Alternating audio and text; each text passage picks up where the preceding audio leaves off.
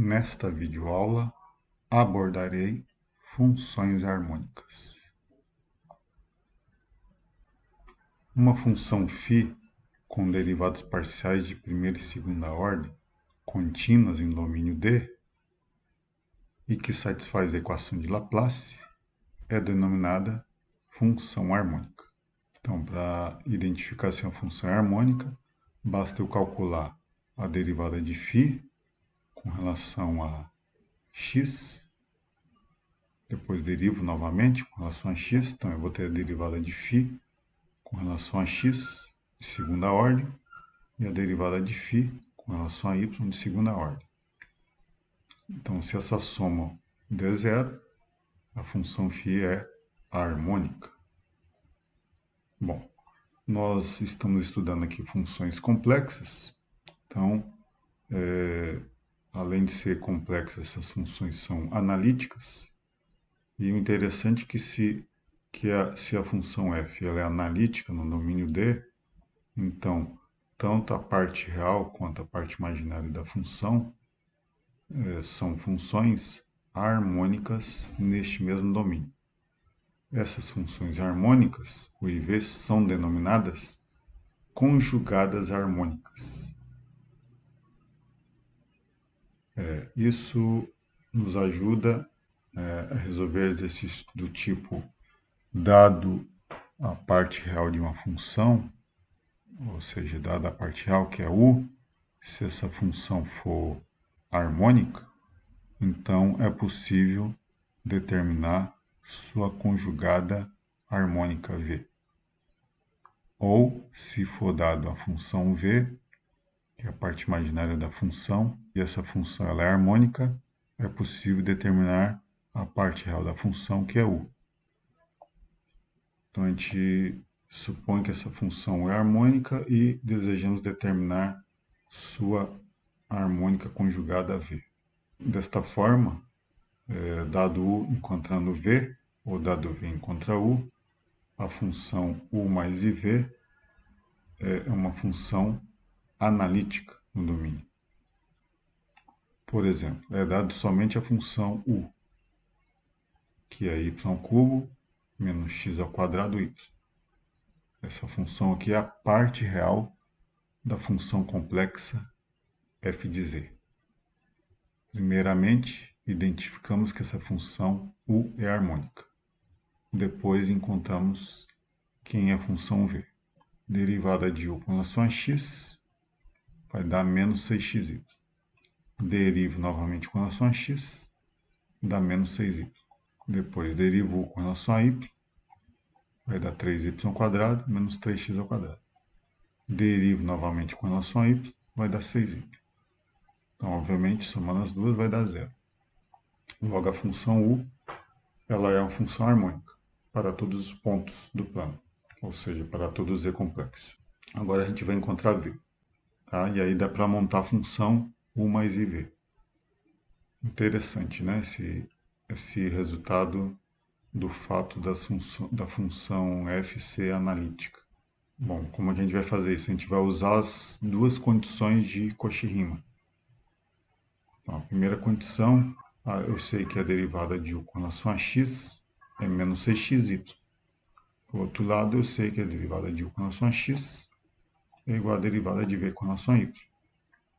Então, eu sei que a derivada de V com relação a y é menos 6xy. Quero encontrar V. Então, se eu tenho a derivada de V, derivada parcial de V com relação a y, eu posso fazer a integração na variável y. Então, do lado esquerdo aqui eu vou ter V, e aqui do lado direito eu integro em relação a y. E aí eu vou ter menos 3xy², mais uma constante em relação a y. Esta constante, na verdade, é uma função de x, porque ao derivar de uma função somente função de x, se eu derivo isso em relação a y, isso vai dar zero. Ok? Então, aqui nós temos nosso V. Agora nós temos que encontrar essa função aqui. Bom, agora eu uso a segunda condição. Então eu derivo v com relação, derivo esse v aqui com relação a x. Então vai ficar menos 3y² mais a derivada dessa função. Do outro lado, eu tenho a derivada de u com relação a y. Então agora eu vou usar a segunda condição. E agora eu vou usar a derivada de u com relação a y, que é 3y² menos 3x². Aqui. Tá? Então, derivada de v com relação a x é igual a menos a derivada de u com relação a y. Então, nesta comparação, eu tenho que menos 3y² é igual a menos 3y². Logo, a derivada da função φ é igual a mais 3x². Portanto, a função que eu quero encontrar é x³ mais uma constante k complexa. Então, agora eu substituo esta função φ em v. Então, eu vou ficar com menos 3xy² mais x³ mais a constante k. Essa é a nossa função v. Tá? Eu não vou verificar aqui, mas essa função ela é harmônica. Aqui é a nossa função u e aqui v. Bom, este outro exercício aqui, este outro exemplo, na verdade, vai ser um exercício para você. Tem que verificar que ela é função harmônica. E aí, posteriormente, eu quero encontrar quem é u. Tá? Então, pare aí a videoaula, anota a função v, verifica que é harmônica, encontra a função u. A gente vai seguir, vocês seguem todos os passos que eu havia feito no exemplo anterior. E agora eu vou deixar aqui, depois que vocês resolverem, vocês vão verificar, tá? Mais uma vez, quando vocês chegarem lá em u, verifique que ela é harmônica. Então, eu vou deixar aqui a resolução, o resultado da função harmônica conjugada u. Famílias ortogonais de curvas. Suponha que u mais iv é analítica no domínio D. Então, as equações u igual a constante e v igual a constante definem duas famílias ortogonais de curvas. Quando digo famílias de curvas, para u, quer dizer que esse c aqui, essa constante vai variar para cada ponto x, y, essa constante vai variar. Tá? Tanto para u quanto para v. E nos pontos de intersecção, o fato da função ser analítica vai ocorrer uma ortogonalidade.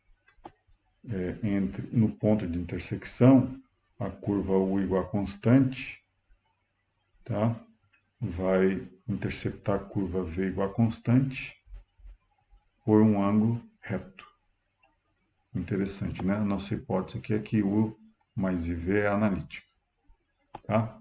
Agora, aqui a gente vai fazer aqui uma argumentação que o vetor gradiente em u e o vetor gradiente em v, ao realizar o produto escalar desses dois vetores, o resultado vai dar zero.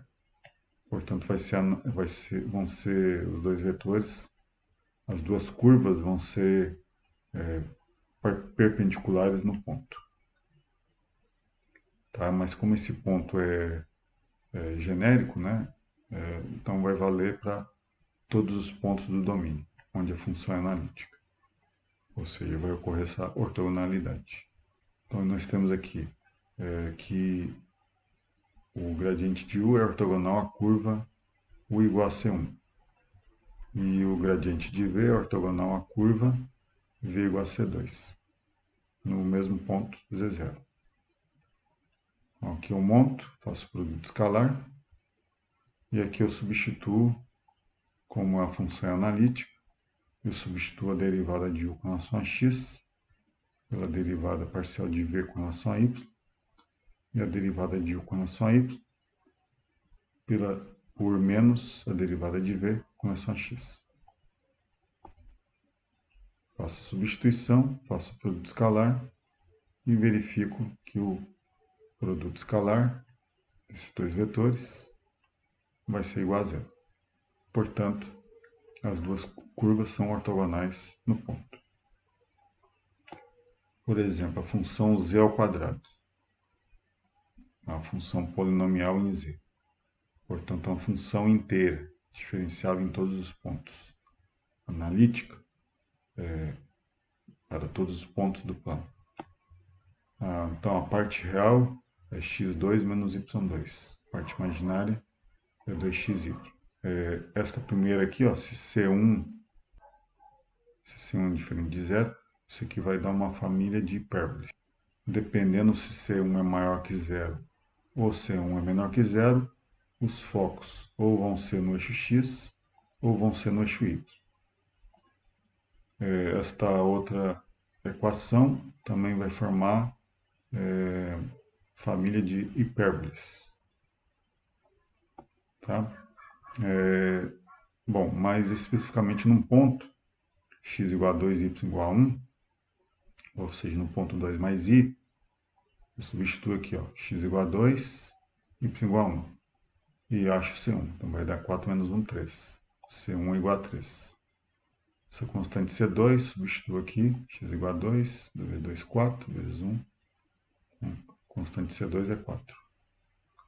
Então eu vou ter x2 mais y2, x2 menos y2 igual a 3. Isso aqui vai dar uma hipérbole, tá?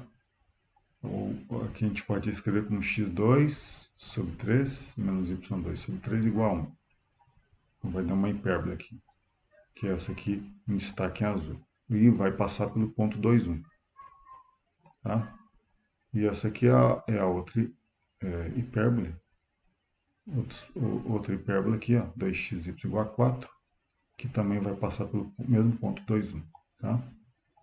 Aqui vai formar essa em destaque aqui em preto, vai formar aqui as hipérboles. Passando aqui no 2, 1. Aqui eu desenhei outras duas curvas passando pelo ponto menos 2, menos 1. Tá? Fiz aqui esse ponto menos 2, menos 1 é uma simetria do ponto 2, 1 em relação à origem. Tá? Mas bastava desenhar, sobre o ponto 2, 1, bastava desenhar essas duas curvas. Bom, agora eu vou fazer uma análise aqui, o que ocorreria nos outros pontos. Então, x2 menos y2 igual a C1. Bom, quando C1 é maior que zero, os focos vão estar sobre o eixo x.